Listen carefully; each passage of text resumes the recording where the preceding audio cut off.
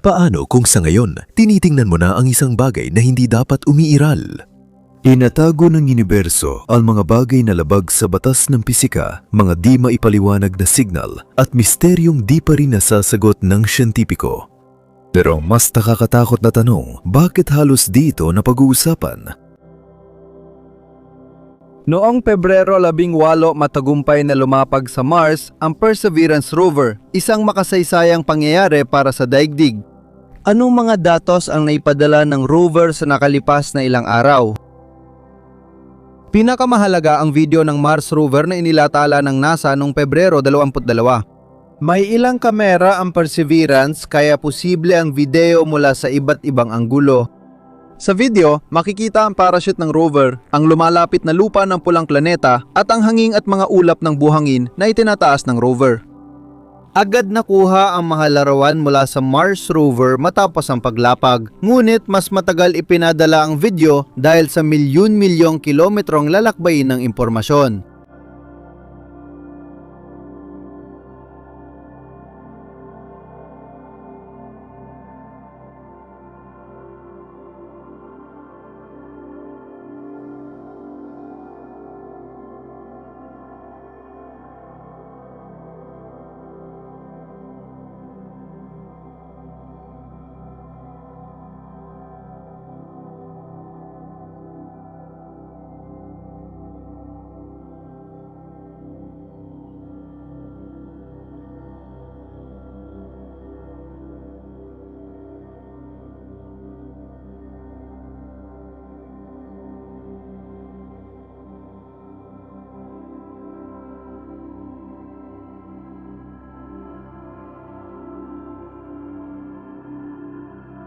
Para sa atin na sanay na sa mga pelikulang pantastiko at computer graphics, mahirap agad maunawaan kung gaano ka-epiko at katangi-tangi ang video na ito. Ito ang unang beses sa kasaysayan ng tao na naitala ang paglapag sa ibang planeta at napakataas pa ang kalidad nito. Naiintindihan mo ba kung gaano na tayo kalayo sa hinaharap? Ngayon, unang beses sa kasaysayan, maririnig na natin ang Mars.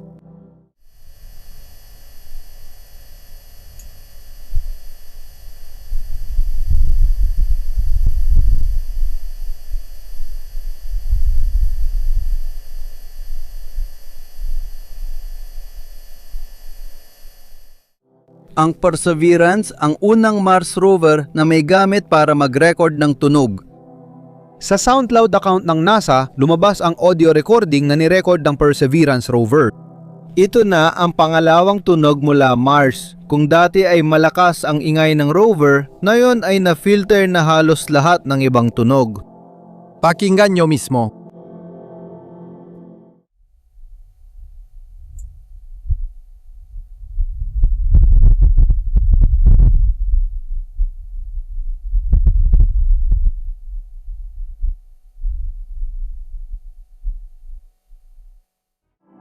O, narinig nyo ba ang ihip ng hangin sa Mars? Sa Mars, abot sa 30 metro kada segundo ang lakas ng hangin. Naglabas ang NASA ng panoramic na larawan ng Mars mula sa Perseverance na nagpapakita ng detalyadong tanawin mula sa iba't ibang panig.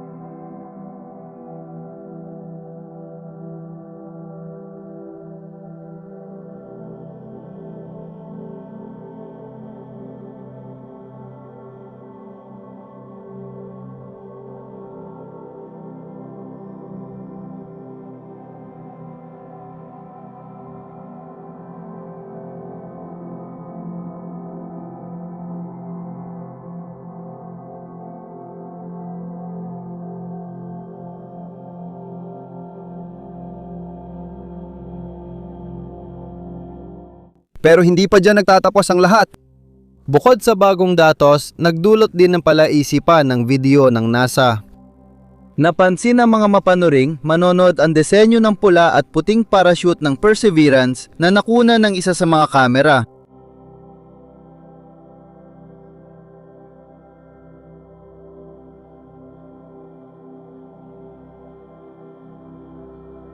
Sa unang tingin, magulo ang disenyo, pero may ilan na hinalang may tagong mensahe sa pattern. At tama siya. Agad tinanggap ng Epicence ang hamon at ilang oras lang ang lumipas ay nabasag na ang code. Kinumpirma ito ng punong inhinyero ng Perseverance sa Twitter. Sa mga konsentradong singsing ng disenyo, nakatago ang pariralang Dare Mighty Things o gumawa ng mga dakilang bagay na siyang moto ng misyon ng Perseverance. Tunay na mistulang propesya ang moto na ito dahil ang paglulunsad ng Perseverance ay naging malaking kaganapan na nagbukas ng maraming oportunidad para sa sangkatauhan. Nakatanggap ang NASA ng mga unang ulat mula sa rover na nagsasabing maayos ang operasyon nito. Ang Ingenuity, isang makabagong helicopter drone na may maraming kamera, ay nasa mabuting kondisyon at patuloy na nagre-recharge para simulan ang paggalugad sa paligid. Ibig sabihin, malapit na tayong makakuha ng maraming kamanghamanghang larawan at video mula sa pulang planeta sa tulong nito. Sino kaya ang nakakalam kung ano ang makukuhanan niya ng larawan? Maaring balang araw ay magkaroon tayo ng totoong Google Map ng Mars at makalakad tayo ng virtual sa pulang planeta? O baka makuna ng ingenuity ng mga kamera ang kapanapanabik gaya ng bakas ng buhay ng alien? Tunay na makasaysayan ang panahon ngayon dahil may revolusyong nagaganap at maraming pangyayaring tiyak na itatala sa kasaysayan. Pero kung nakasanayan na natin na may masama sa likod nito, gaya ng digmaan o pandemya na mahigit 1 taon na sa mundo. Ngunit kamakailan lang ay may nangyaring isang bagay na masasabi nating isang makasaysayang tagumpay at isang malaking hakbang para sa buong sangkatauhan sa pangkalahatan at sa larangan ng kalawakan sa partikular. Ang ika-18 ng Pebrero 2021 ay naging tunay na makasaysayang araw. Matagumpay na natapos ang isang bagay na pinaghirapan ng milyong tao sa loob ng kalahating taon. Ang Mars Rover Perseverance na tinatawag ring pagpupursige ay sa wakas natapos ang paglalakbay nito papuntang ibabaw ng pulang planeta. Noong gabing yon, 11:55 ng gabi sa oras ng Moscow, lahat ay nakahinga ng maluwag. Ang Perseverance ay may tuturing na puso ng misyon ng NASA Mars 2020. Ang kahangahangang rover ay naglunsad mula sa baybayin ng Florida sakay ng rocket na Atlas V noong Hulyo 30, 2020. Matagumpay na nakalapad ang Mars rover sa Jezero Crater sa kanlurang Isidis Planitia malapit sa silangang Syrtis Major. Kagiliw-giliw, ang crater mismo ay dating lawa noong nabubuo pa lang ang sistema ng mga lambak ilog sa Mars. Ang pangalan mismo na Jezero ay nangangahulugang lawa at matatagpuan sa maraming wikang Slavic tulad ng Serbian o Slavic. Ang pangalan nito, isinalin sa Ruso bilang pagpupursige, ay nauha ng Mars rover sa isang pambansang paligsahan para sa mga estudyante. Si Alex Mezer, dating ikapitong baitang sa Lake Braddock Middle School sa Burke, Virginia, ang nakaisip ng kahanga-hanga at mapagmalaking pangalan. Ang pagpupursige ay malakas na salita ayon kay Tomas Surbuchen, katuwang na administrador ng direktorado ng mga misyong siyentipiko ng NASA noong Marso 2020 sa seremonya ng pagbibigay ng pangalan sa Mars rover. Ito ay tungkol sa pag-unlad sa kabila ng lahat ng hadlang at ang mismong ang paglulunsad ng Mars rover ay naging isang kamanghamanghang pagpapakita ng mismong pagpupursige at kakayahang lampasan ng mga hadlang. Sana maalala ninyo na hindi madaling makarating sa Mars at hindi lang ito dahil sa layo. May tinatawag na window of opportunity, ang panahon kung kailan pinakamalapit ang daigdig at Mars. Ang ganitong window ay dumarating lang bawat 26 na buwan para sa misyon sa Mars. Kaya determinado ang NASA na maipadala ang Mars rover mula daigdig sa tamang oras. Napakahirap na gawain ito, lalo na dahil sa pandemya ng coronavirus na nagbago ng mga protocol sa paggawa, pagsubok ng kagamitan at kaligtasan ng team. Pero alam mo ba? Nagawa nila ito, matagumpay na nakalapag ang rover at agad nakapagpadala ng 2 makukulay na larawan mula sa Mars. Ang una ay selfie ng kanyang gulong. Pangalawa, ang ibabaw ng Mars ay hindi pala ganun kapula, kundi kulay abo. Bakit mahalaga si Perseverance para sa atin kahit hindi siya ang unang rover sa Mars? Ano nga ba ang nagpapaka-espesyal sa kanya? Ano ang kanyang dakilang misyon? Ang makabagong Mars rover na dinesenyo ng Jet Propulsion Laboratory ng NASA ay itinuturing na pinaka-advanced at modernong makinang nagawa sa daigdig. Ang kanyang kakaibang kagamitan ay magpapadali sa mahahalagang gawain para sa susunod na pag-aaral ng Mars. Matapos ang mga pagsusuri, maghahanap ang Mars rover ng palatandaan ng sinaunang buhay at mangongolekta at mag-iimbak ng mga sampol ng bato para maibalik sa daigdig sa hinaharap. Isa sa mga pangunahing gawain ay ang paghahanda para sa hinaharap na paglapag ng mga cosmonaut at pagsubok ng paraan ng pagkuha ng oxygen sa Mars. Kasama rito ang pagpapabuti ng paglapag, eksaktong pagtukoy ng panahon sa Mars at iba pa. Masusing magsasaliksik si Perseverance ng mga bato sa Mars gamit ang makabagong siyentipikong kagamitan tulad ng mga espektrometro, mga kamerang may mataas na resolusyon at georadar. Ang Supercam, isa sa 7 kagamitan ng rover, ay mag-scan ng mga bato gamit ang laser at susuriin ang komposisyon ng singaw. Gamit ang drill sa dulo ng robotic na braso, kokolekta si Perseverance ng 40 sampol mula sa pinaka-promising na lugar at siselyuhan ang mga ito sa mga espesyal na tubo. Pagkatapos, ang mga material na ito ay dadalhin sa daigdig bilang bahagi ng pinagsamang kampanya ng NASA at European Space Agency, posibleng sa taong 2031. Isang makabagong inobasyon din ang pagkakaroon ng unmanned robotic na sasakyang panghimpapawid na tinawag na Ingenuity na ang ibig sabihin ay pagkamalikhain. Ang drone ay may kamera, magsasagawa ng reconnaissance mission, lilipad sa paligid ng Mars at magpapadala ng malinaw na larawan. Tulad ng iba pang mga Mars rover ng NASA, ang 6 na gulong na Perseverance ay malaki ang pagkakahawig sa nauna nitong modelo, ang rover na Curiosity na lumapag sa Gale Crater sa Mars noong Agosto 2012. Hanggang ngayon ay gumagana pa rin ito at may bagong teknolohiya na nagbubukas ng panibagong posibilidad. Человечество возможностей. Ang Perseverance ay ilang pulgada na mas mahaba kaysa sa Curiosity at may bigat na 1,025 kilo, halos 136 kilo na mas mabigat. Ang set ng mga siyentipikong kagamitan ng dalawang rover ay seryosong magkaiba rin. Pareho ang pangunahing disenyo at uri ng nukleo na pinagmumulan ng enerhiya ng dalawang Mars rover. At gumamit sila ng parehong estratehiya para ligtas na makalapag sa pulang planeta. Mahilig ka ba sa numero o estadistika? Baka hindi sa karaniwan, pero iba kong usapan na ay ang kakaibang record ng Perseverance. Ang estratehiyang ginamit sa paghatid ng mga rover sa Mars, unang ginamit ng Curiosity, ay tila mula sa sensyang piksyon. Pumasok si Perseverance sa atmosfera ng Mars sa bilis na 19,500 kilometro kada oras at ilang minuto matapos ay binuksan ang 20.5 metrong parachute habang mas mabilis pa sa tunog ang galaw nito.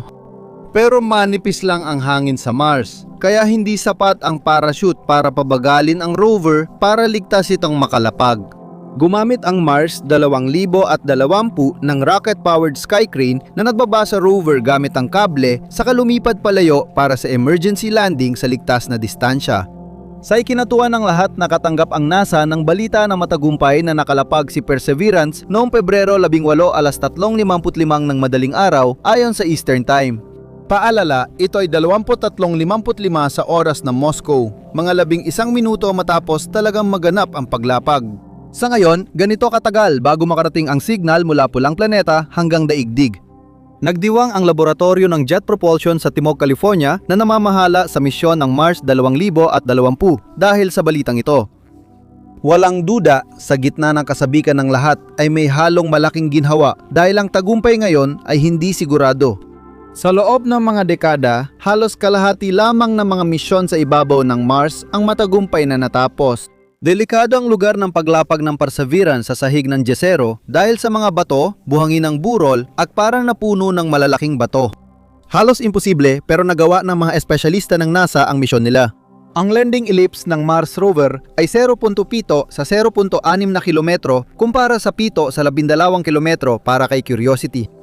Tinama ni Perseverance ang target na ito gamit ang dalawang bagong teknolohiya ng pagpasok, pagbaba at paglapag na wala noon si Curiosity. Isa rito ang long-range trigger ang nagpa-activate sa rover para ibuka ang supersonic parachute sa tamang oras. Nagbigay daan ang isa pang teknolohiya sa Skycrane, ang kakaibang rocket backpack ni Perseverance para suriin ang tanawin ng Jezero at otomatikong iwasan ang mga panganib habang bumababa. Gumana nang ayon sa plano ang mga teknolohiya sa paglapag, matagumpay na ginabayan si Perseverance sa ligtas at patag na bahagi ng Jezero at nalampasan ng rover ang lahat ng pagsubok habang nasa mahusay na kondisyon. Naipadala na ni Perseverance ang unang larawan ng bago nitong kapaligiran pabalik sa daigdig at walang nakitang problema sa integridad at onboard system. Ginawa si Curiosity para pat-aralan kung maaring tirhan ang Mars. Natuklasan ng Mars rover na posibleng sumuporta sa buhay ang Gale Crater bilyong taon nang laluipas. Gagawin ni Perseverance ang susunod na hakbang sa direksyong ito. Sabi ng mga miyembro ng misyon, ang Jezero ay magandang lugar para dito.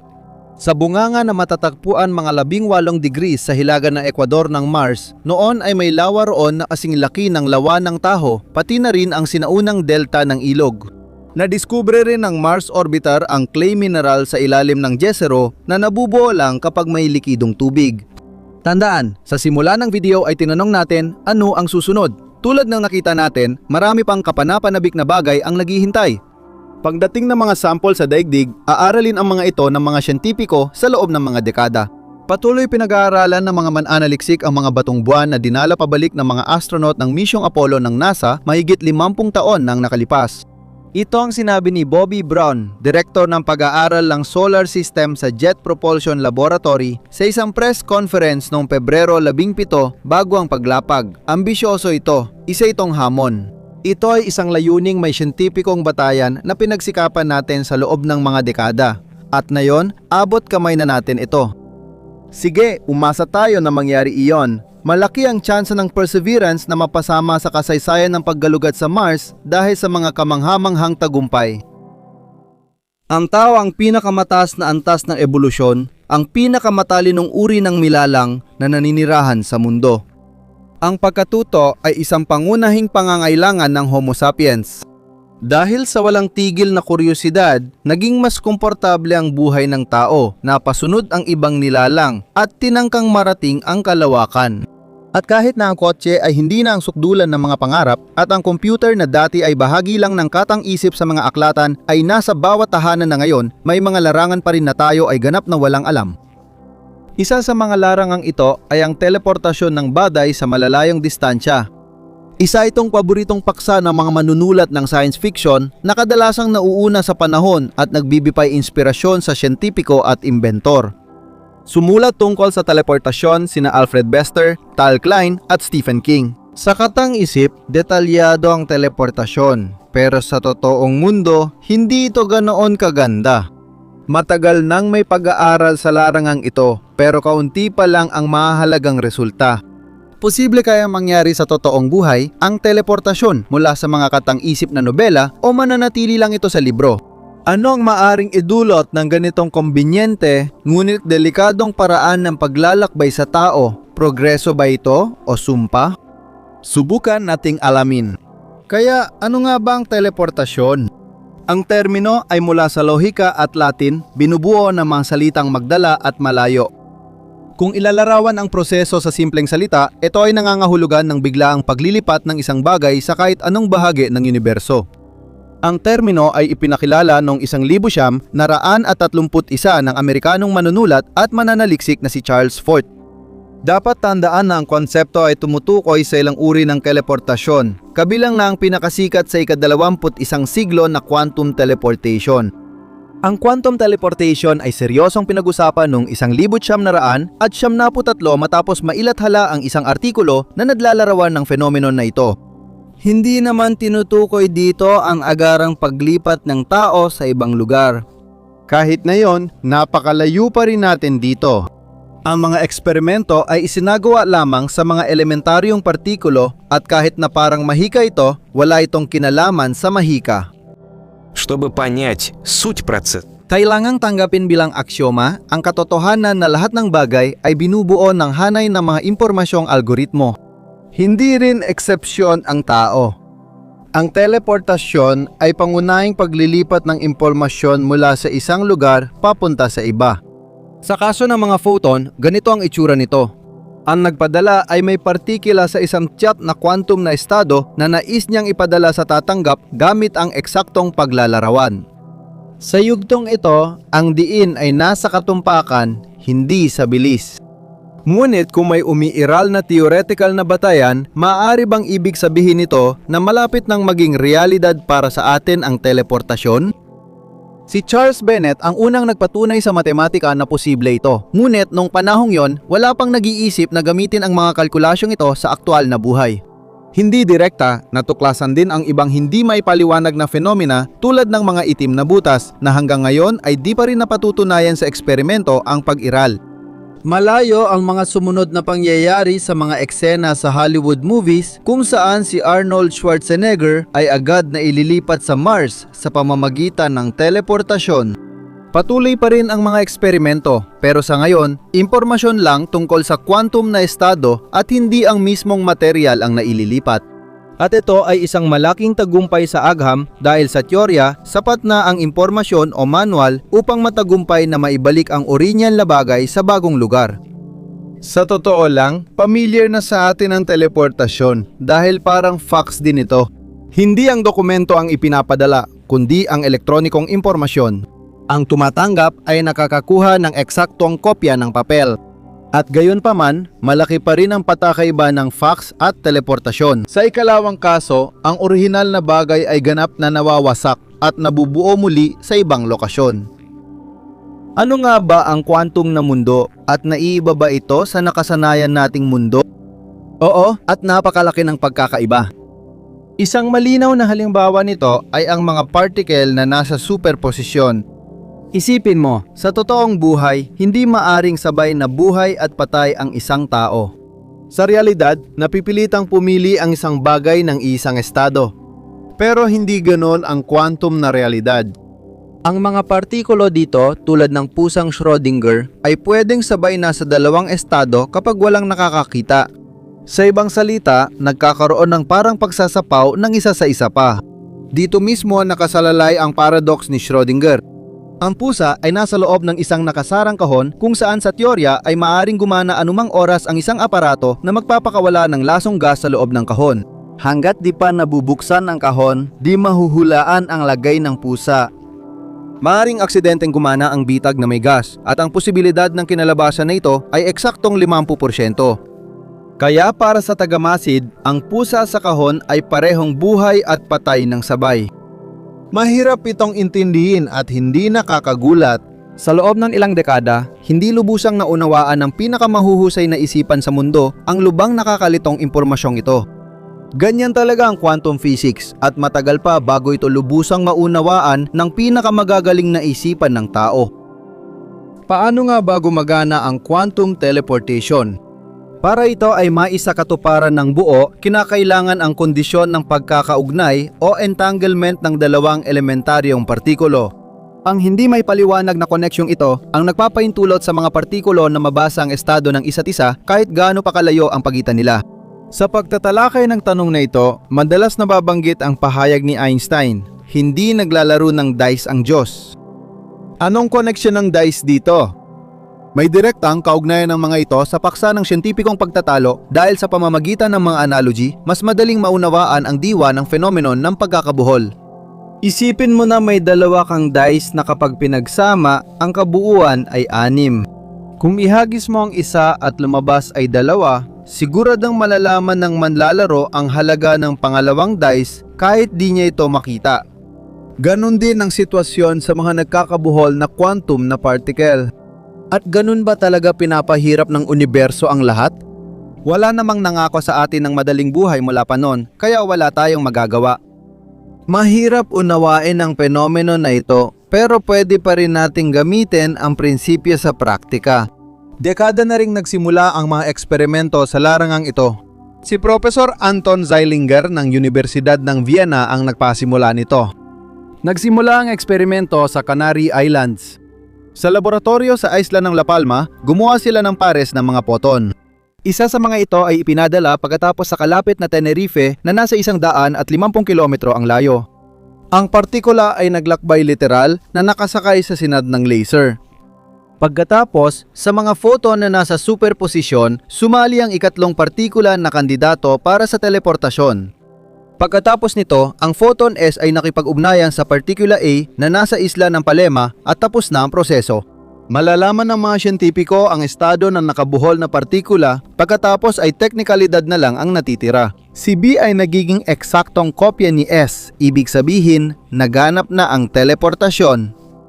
Kung alisin ang siyentipikong detalye, lumalabas na ang impormasyon tungkol sa orihinal ay napunta sa ibang lugar at pwedeng maibalik bilang kaparehong kopya kung may sapat na kakayahan.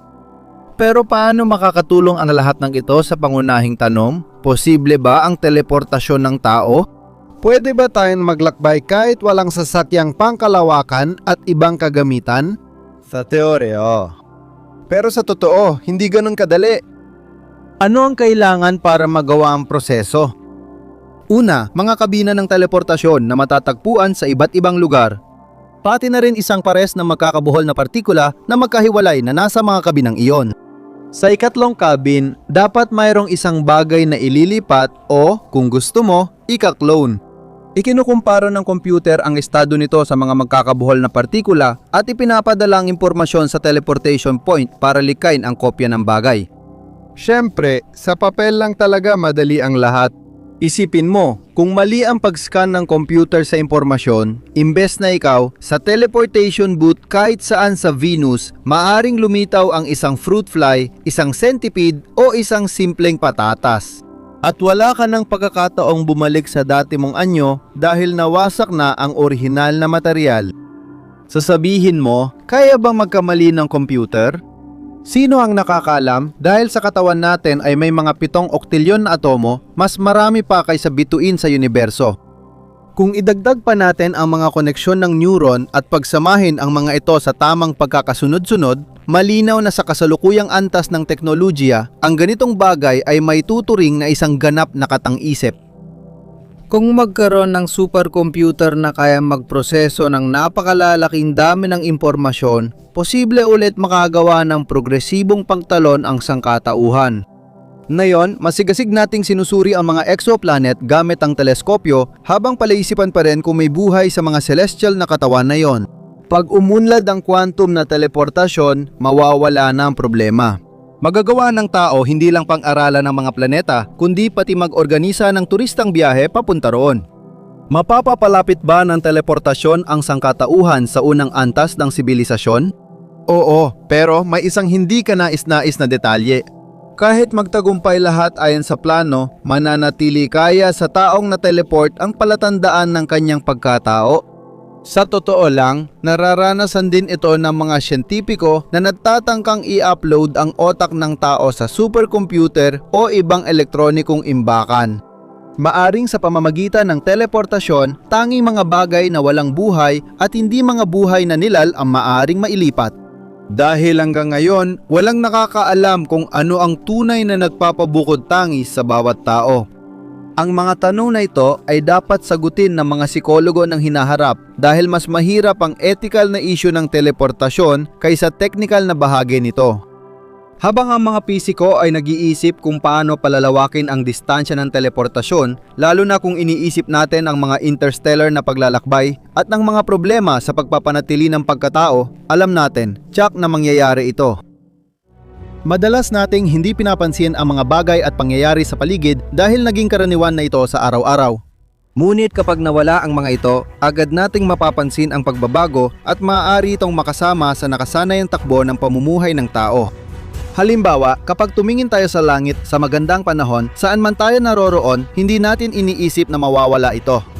Ngunit ang palagyang kasama ng mundo ay hindi lang basta palamuti sa kalangitan. Malaki rin ang epekto nito sa maraming proseso ng pamumuhay sa ating planeta.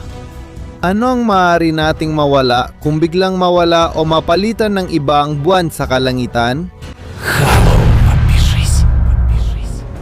Ang ating kasama ay malaki kung ihahambing sa planetang pinaikutan nito, kaya ang palagi nitong presensya ay nakakaapekto sa mga pangyayari at kalusugan ng mga nilalang sa mundo. Alam ng lahat na ang buwan ang nagkokontrol ng pagtaas at pagbaba ng tubig sa karagatan.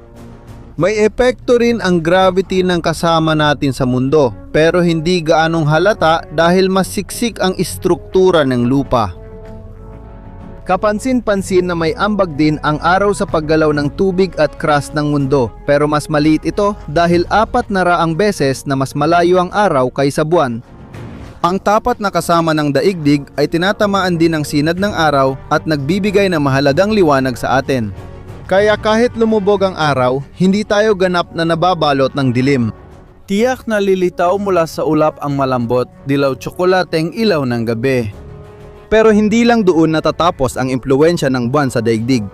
Ang malaking bagay na ito ay may epekto sa magnetic field ng ating planeta at pinatatag nito ang axis ng mundo, kaya't nananatili ito sa anggulong 23 degrees. Ito ang nagbibigay ng tamang kondisyon para mabuhay at halos pantay ang araw at gabi, kaya mas madali ang pamumuhay ng tao. Kung ikukumpara, ang pagkakiling ng axis ng Uranus na nabanggit namin sa isa sa mga nakaraang episode ay umaabot ng 78 degrees, kaya't ang polar night doon ay tumatagal ng mahigit 40 taon. Pero ang pinakakilalang epekto ng buwan ay ang nagpapabagal. Medyo pinapabagal nito ang pag-ikot ng daigdig, kaya hindi tuloy-tuloy ang malalakas na bagyo sa planeta. Ibig sabihin, kung wala ang buwan, haharap tayo sa madidilim na gabi, mawawalan ng pagkakataon ng mga tao na masaksihan ng mga kamanghamanghang solar eclipse at mga pagtaas ng tubig. Ang isang araw ay tatagal lamang ng 6 na oras. Kung ang ibabaw ng daigdig ay maapektuhan, mararanasan natin ang matinding init ng tag-init at nakamamatay na lamig ng taglamig, at ang mga buhawi na parang mga hangin sa Jupiter ay wawasakin ang lahat ng madaanan nila. Dahil sa nagpapatatag na epekto ng buwan sa axis ng mundo, may pagdududa kung mag-e-exist ang buhay sa planeta. Ngayon, pag-isipan natin, ano kaya ang mangyayari kung sa ating kalangitan ay hindi ang buwan ang nagniningning, kundi halimbawa si Mars? Sa nalalapit na hinaharap, pinamumunuan ni Elon Musk ang planong kolonisasyon ng pulang planeta ng sangkatauhan, ngunit hindi inaasahan ang ganitong kalapit na kapitbahayan. Ano kaya ang naghihintay sa atin sa ganitong sitwasyon? Isang hindi pa nararanasang pag-unlad ng sibilisasyon o isang mapanirang apokalipsis? Kung naging satellite natin ang Mars, hindi matitiyak ang magiging epekto nito sa parehong bagay. Isipin mo, sobra ng laki ng buwan kung ihahambing sa daigdig. Paano pa kaya kung Mars na ang pag-uusapan? Simulan natin sa mga panlabas na katangian ayon sa pagkakasunod-sunod. Ang kulang planeta ay 2 beses na mas malaki kaysa sa kasalukuyan nating buwan, kaya sa kalangitan ng mundo, magmumuka itong napaka-epiko bilang isang malaking kulay pulang orange na bola. Sa ngayon, ang gabi sa mundo ay nailawan ng dilaw puting liwanag, ngunit kung si Mars ang nandoon, pupunuin niya ito ng nakakakilabot na mapulang kulay at ang liwanag ay magiging 4 na beses na mas maliwanag. Bakit ito posible? Dahil mas malaki ang ibabaw ng pulang planeta, mas aktibo nitong nare-reflect ang sinag ng araw. Ngunit hindi doon natatapos ang pagkakaiba. Lalakas ang mga alon sa pagtaas ng tubig. Sa ngayon, ang pinakamalakas na pagtaas ng tubig sa mundo ay sa Look ng Fundy sa Canada na umaabot sa 18 metro ang taas. Kung si Mars ang pumalit sa buwan, aabot sa 70 metro ang taas ng alon at magdudulot ito ng matinding pagbaha sa mga baybaying lugar. Ang crust ng mundo ay kapansin-pansing magiging mas aktibo sa paggalaw nito. Magiging mas mobile ang mga tectonic plate, magsisimula ang maraming lindol at magigising ang mga natutulog na bulkan. May bagong panganib na haharapin ng mundo. Ang madalas na tsunami ay magiging karaniwan na lang na pangyayari. Hindi na magiging matatag ang temperatura, magdudulot ito ng pagkatunaw ng mga glacier at mas matataas at mas malalakas na mga along dulot ng pagtaas ng tubig. Hindi masyadong kaaya-ayang tanawin, hindi ba? Tingnan din natin ang sitwasyon mula sa pananaw ng pulang planeta. Paano magbabago ang buhay sa Mars kung bukod sa Phobos at Deimos, makikita rin ang daigdig sa misteryosong kalangitan nito? Tinitiyak namin na sa ganitong kaso, kahit ang bagay na nababalutan ng daan-daang taong kalawang ay magbabago rin. Una, maapektuhan ng lapit ng daigdig ang temperatura ng atmosfera ng Mars. Aakyat ito ng malaki at magdudulot ng pagkatunaw ng polar na yelo. Sa pangmatagalang pananaw, ito ang ibig sabihin. Sa paglipas ng panahon, magiging katulad ng daigdig ang pulang planeta at magiging kaakit-akit para sa terraforming. Ayon sa kalkulasyon, mga 8 taon pa at ang pulang planeta ay magliliwanag sa lahat ng kulay ng buhay. Lihim ba itong pinapangarap ng progresibong reformista na si Elon? Maaring iniisip o napapanaginipan ng inhinyero kung paano lilitaw ang Mars mula sa likod ng daigdig. Туч. Не потребуется снаряжать опасную экспедицию долгие месяцы. Sa loob lamang ng mga 15 oras, lalapag sa ibabaw ng bagong nabuong planeta ang barkong may mga tao. Totoo sana ito. Сценарий. Ведь расстояние между... Sa ilalim ng ganitong mga kondisyon, Mars ay mahigit 385,000 kilometro ang layo. Nakaka-inspire ang larawan na ito. Huwag muna kayong magdiwang, may panganib na nag-aabang sa kabilang panig. Isipin ninyo, unti-unting nagiging hindi kaaya-aya at napakahirap tirhan ng daigdig kabaligtaran ng umuunlad na Mars. Paano kikilos ang mga gobyerno sa mundo? Tama, magsisimula na ang kompetisyon para sa pamamayani at pag-angkin ng mas maraming teritoryo sa Mars. Maraming bansa ang sasali sa karera sa kalawakan at magdigmaan na tuluyang magbabago sa mundo at gagawing impyerno na di na matitirhan. Sa kabutihang palad, ito ay mga pantasya lamang. Ang Mars ay patuloy pa ring umiikot sa pinakamalayong distansya mula sa daigdig na 401 milyong kilometro at minsan ay lumalapit hanggang 55 milyong kilometro. Ang ating planeta ay perpektong tirahan para sa tao, habang ang pinakamahusay nitong kinatawan ay patuloy nangangarap kolonisahin ang pulang planeta. At ang pinakamatalinong gawin ay huwag subukang baguhin ang nakasanayang takbo ng mga bagay, hayaan na lang ang lahat gaya ng dati. O may iba ba sa inyo ang nag-iisip ng iba? Kita-kita sa mga komento. Ay share ang opinion at komento, huwag kalimutang mag-subscribe at mag-like sa channel. Hindi pa ito ang katapusan, may mga susunod pang misyon at patuloy na magbabalita ang channel na habol ng mahahalagang planetaryong kaganapan hanggat kaya. Kaya tara, mag-ipon tayo ng 20,000 naglalakihang like sa video na ito at ang bagong napakakapana-panabik na episode ay agad na lalabas sa channel. Hanggang sa muli nating pagkikita.